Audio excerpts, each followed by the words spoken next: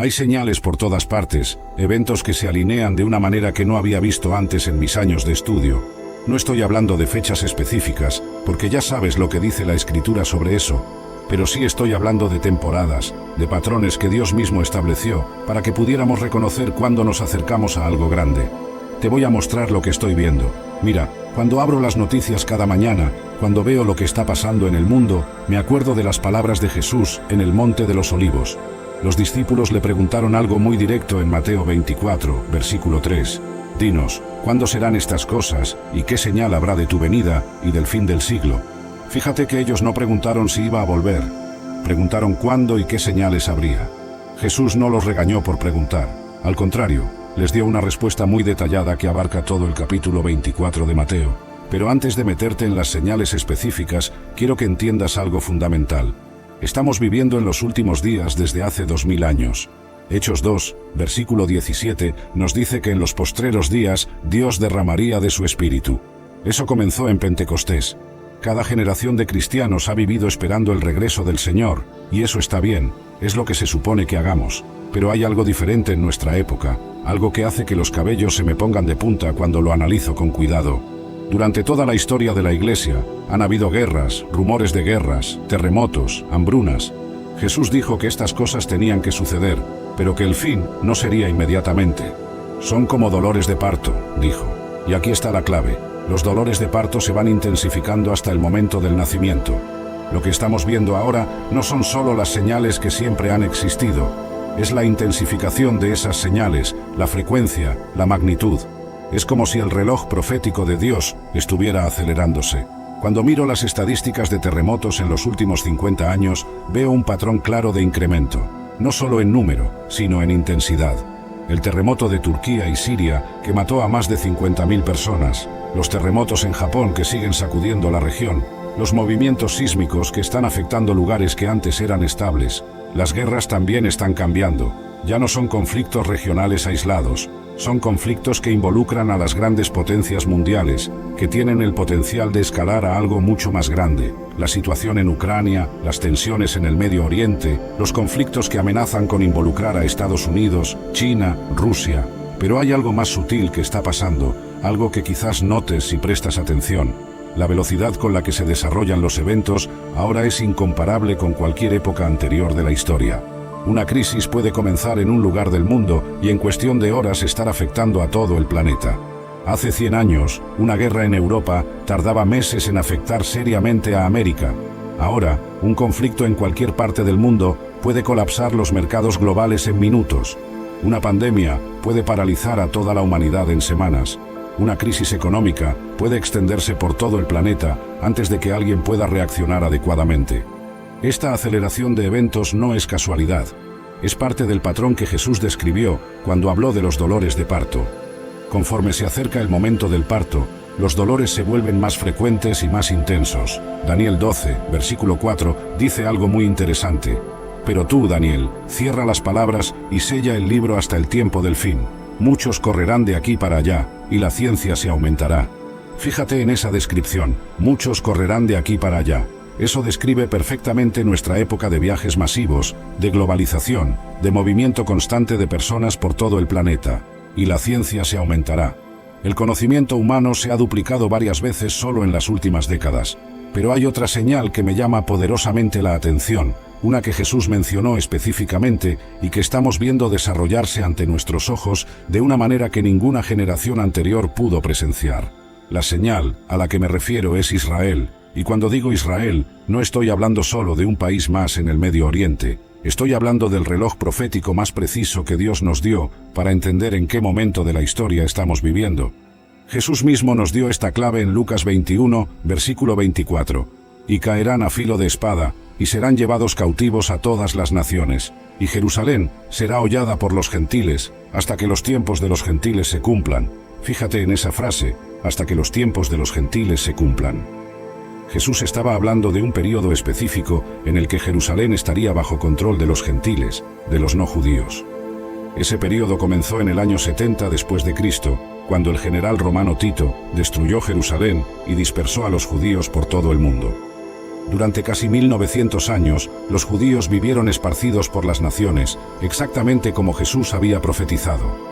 Jerusalén estuvo bajo control romano, bizantino, islámico, otomano, británico, nunca bajo control judío. Pero luego pasó algo que sacudió al mundo profético. En 1948, después de casi 2 milenios de dispersión, Israel se convirtió nuevamente en una nación. En 1967, en la Guerra de los 6 Días, Jerusalén volvió a estar bajo control judío por primera vez desde el año 70. ¿Te das cuenta de la magnitud profética de esto?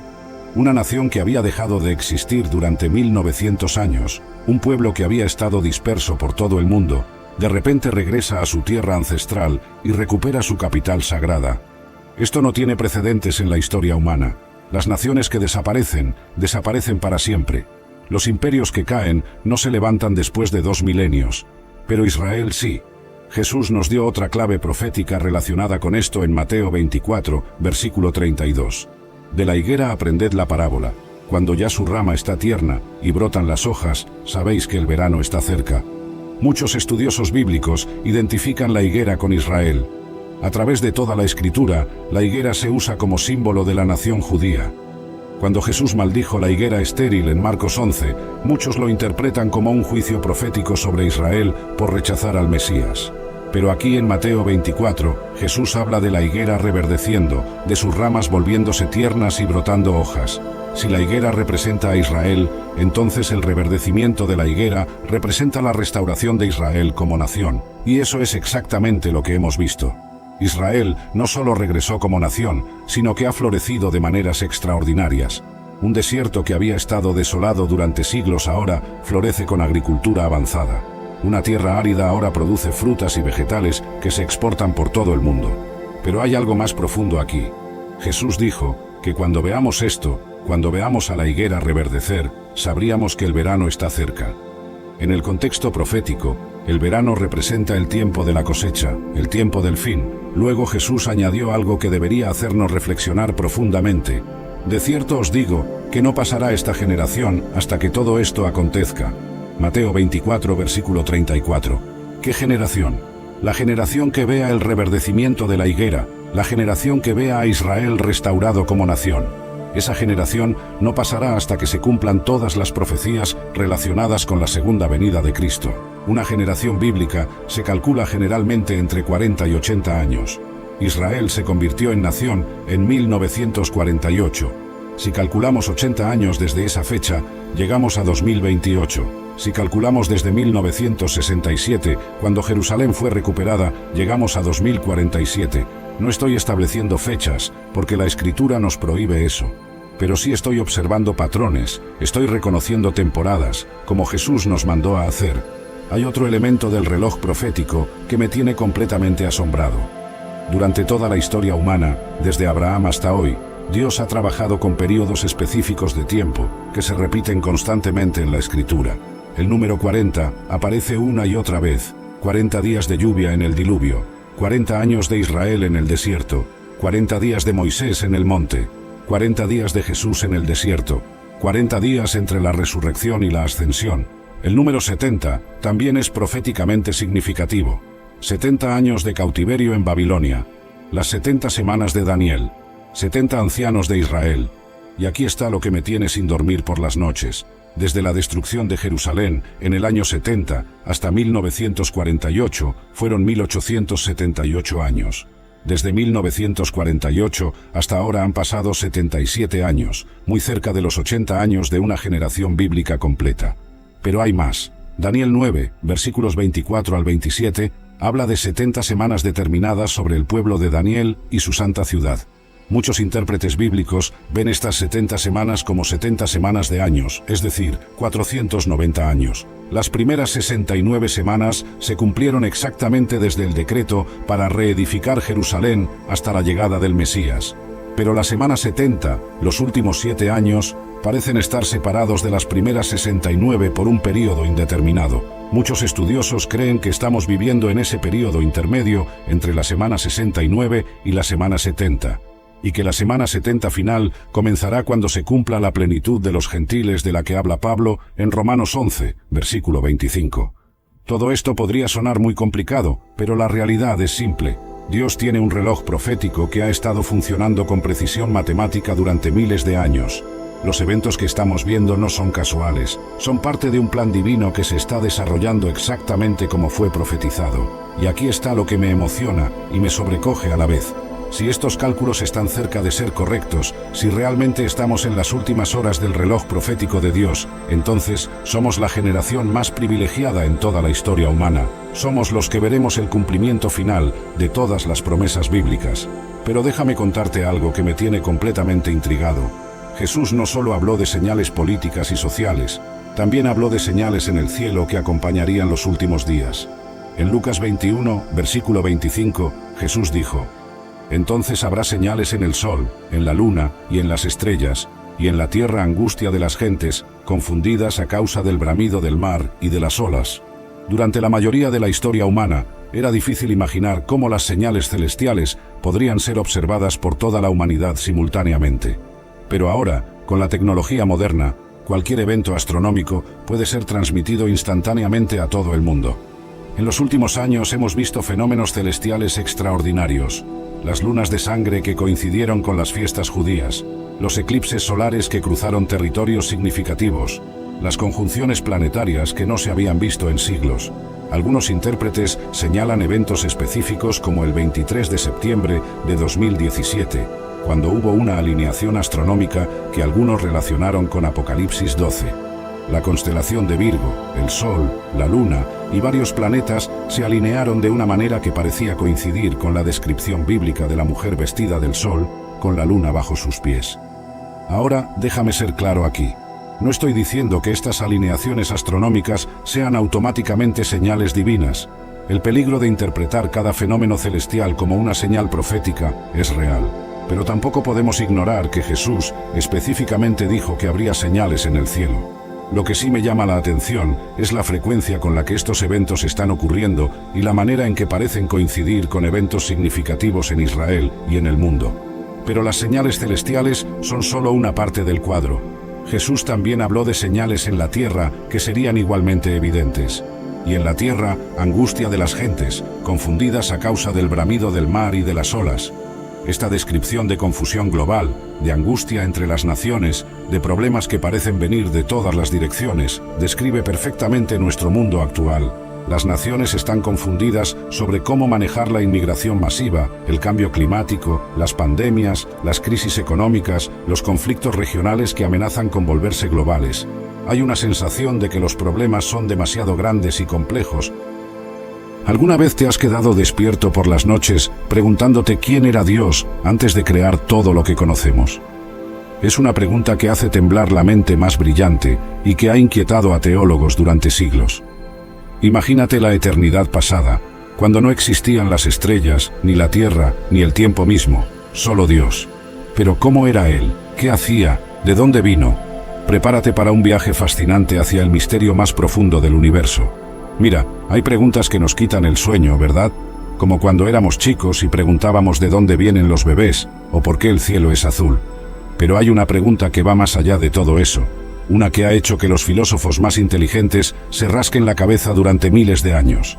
Es esta: ¿de dónde vino Dios?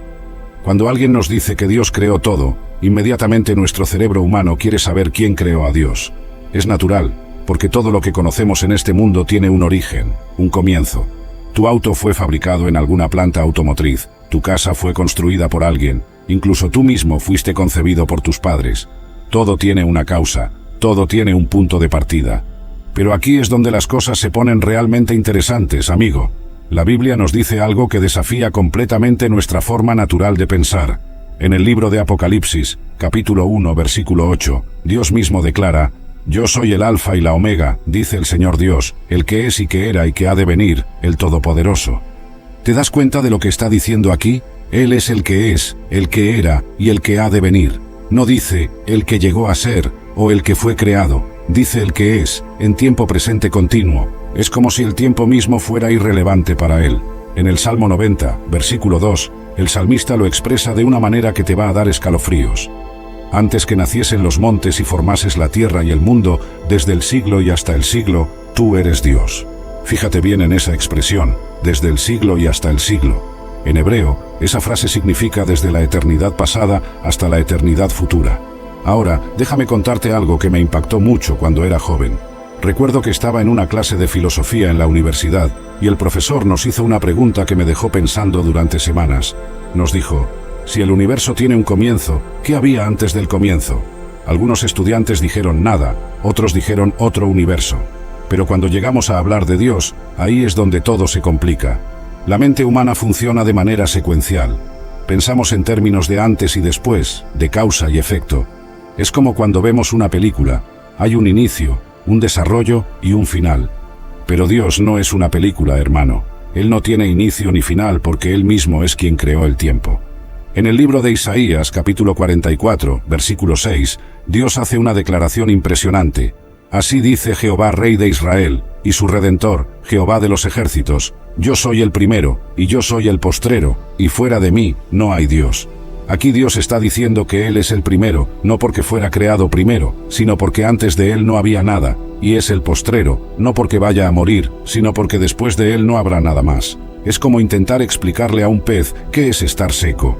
El pez vive toda su vida en el agua, conoce solo la humedad. Para él, la sequedad es algo incomprensible. Nosotros vivimos toda nuestra vida dentro del tiempo, y la eternidad nos resulta incomprensible. Pero aquí está lo fascinante: aunque no podemos comprender completamente la naturaleza eterna de Dios, podemos aceptarla por fe y explorar lo que las Escrituras nos revelan sobre Él, porque la Biblia no nos deja completamente a oscuras sobre este misterio.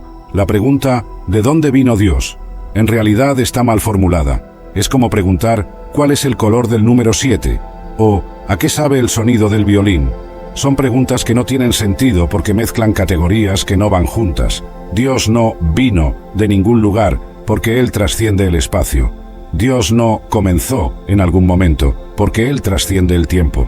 Ahora que entendemos que la pregunta sobre el origen de Dios está mal planteada, necesitamos dar un paso más profundo. Imagínate por un momento que eres un personaje de un videojuego. Para ti, la realidad es esa pantalla, esas reglas del juego, ese mundo digital. Pero el programador que creó ese videojuego existe fuera de esa realidad. Él no está sujeto a las reglas del juego que creó. Algo parecido pasa con Dios y nuestra realidad. Nosotros estamos atrapados dentro del tiempo y el espacio, pero Dios existe fuera de estas dimensiones. En 2 de Pedro, capítulo 3, versículo 8, encontramos una pista fascinante. Mas, oh amados, no ignoréis esto, que para con el Señor un día es como 1000 años, y 1000 años como un día. ¿Te das cuenta? Para Dios, el tiempo no funciona como para nosotros. No es que Él viva muy lentamente o muy rápidamente. Es que Él trasciende completamente el tiempo. Imagínate que pudieras ver toda tu vida como si fuera una película pausada. Puedes ver tu nacimiento, tu infancia, tu juventud, tu vejez, todo al mismo tiempo. Eso es más parecido a cómo Dios ve la historia. En el libro de Isaías, capítulo 46, versículos 9 y 10, Dios hace una declaración que nos deja boquiabiertos. Acordaos de las cosas pasadas desde los tiempos antiguos, porque yo soy Dios, y no hay otro Dios, y nada hay semejante a mí, que anuncio lo por venir desde el principio y desde la antigüedad, lo que aún no era hecho. Mira esa frase: anuncio lo por venir desde el principio. Dios puede hacer esto porque para Él no hay porvenir. Él ve todo el panorama completo de la historia como nosotros vemos una fotografía. Pasado, presente y futuro son conceptos humanos que no aplican a Dios de la misma manera. Recuerdo una conversación que tuve con un físico cristiano hace algunos años. Me explicó algo que me voló la mente. Me dijo que según la teoría de la relatividad de Einstein, el tiempo no es una constante universal, depende de la velocidad y la gravedad. Un astronauta que viaja a gran velocidad envejece más lentamente que alguien en la Tierra. Si esto es cierto en el mundo físico que conocemos, ¿te imaginas cómo debe ser para un Dios que trasciende toda la física? Pero no necesitamos física cuántica para entender esto. La Biblia ya nos lo había explicado desde hace miles de años. En el Salmo 139, versículos 7 al 10, David escribe: ¿A dónde me iré de tu espíritu? ¿Y a dónde huiré de tu presencia? Si subiere a los cielos, allí estás tú. Y si en el Seol hiciere mi estrado, he aquí, allí tú estás. Si tomare las alas del alba, y habitare en el extremo del mar, aun allí me guiará tu mano, y me asirá tu diestra. David está describiendo la omnipresencia de Dios.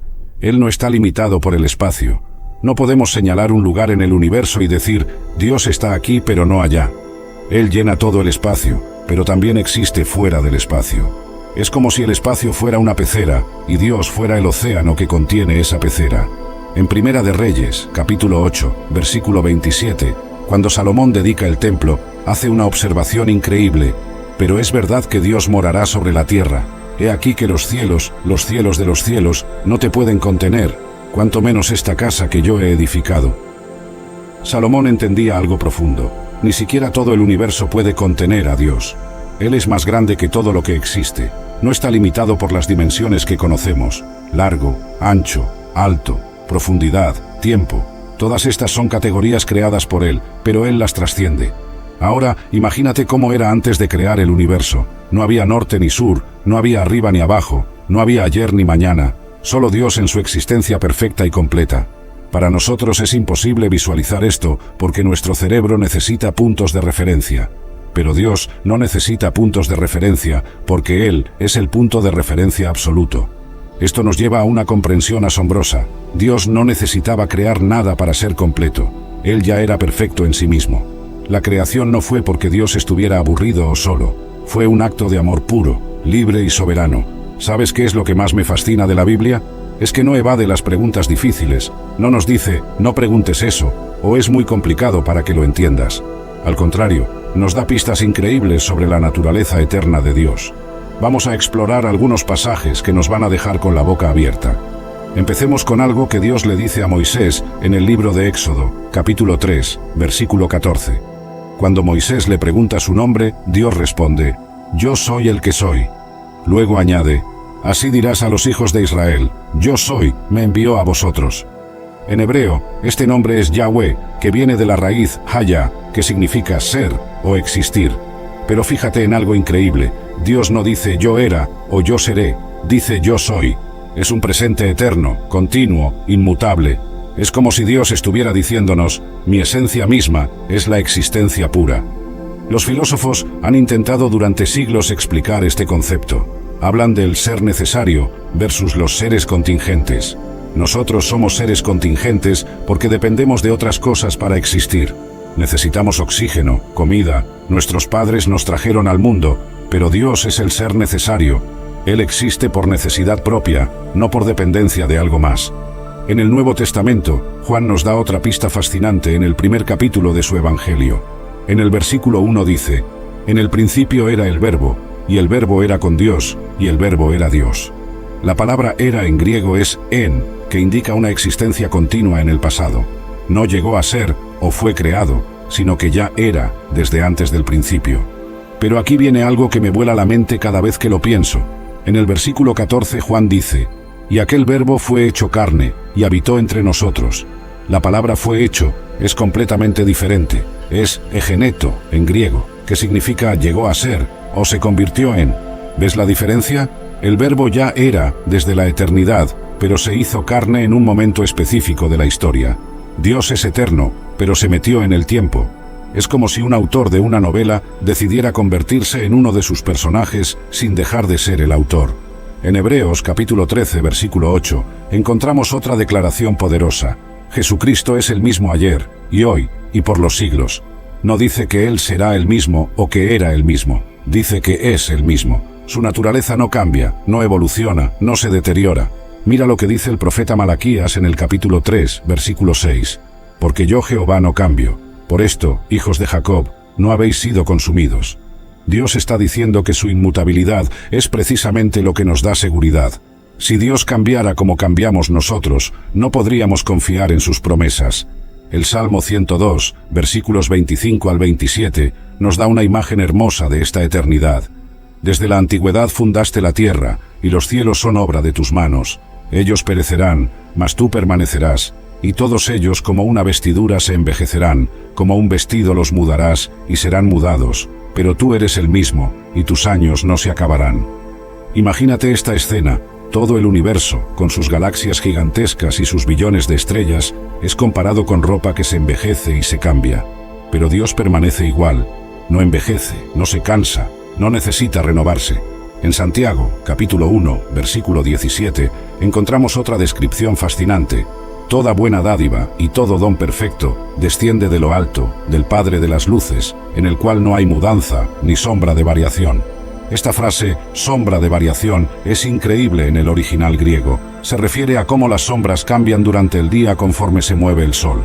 Pero en Dios no hay ni siquiera esa mínima variación que produce una sombra. Él es absolutamente constante. Ahora, déjame contarte algo que me impactó mucho cuando era joven pastor. Estaba preparando un sermón sobre la eternidad de Dios y me topé con 1 de Juan, capítulo 1, versículo 5. Dios es luz, y no hay ninguna tiniebla en él. Al principio pensé que solo hablaba de su pureza moral, pero después me di cuenta de que también habla de su naturaleza eterna. La luz no necesita ser creada cada momento, simplemente es. Y donde hay luz verdadera, no puede haber oscuridad al mismo tiempo. Dios no tiene partes oscuras, partes incompletas, partes que necesiten desarrollo. Él es luz pura, existencia pura, ser puro. Desde la eternidad pasada hasta la eternidad futura, Él simplemente es, sin cambio, sin comienzo, sin final. Aquí llegamos a uno de los misterios más profundos y hermosos de toda la Biblia. ¿Qué pasaba dentro de la Trinidad antes de que existiera cualquier cosa creada? Esta pregunta me ha fascinado durante años, y aunque nunca podremos comprenderla completamente,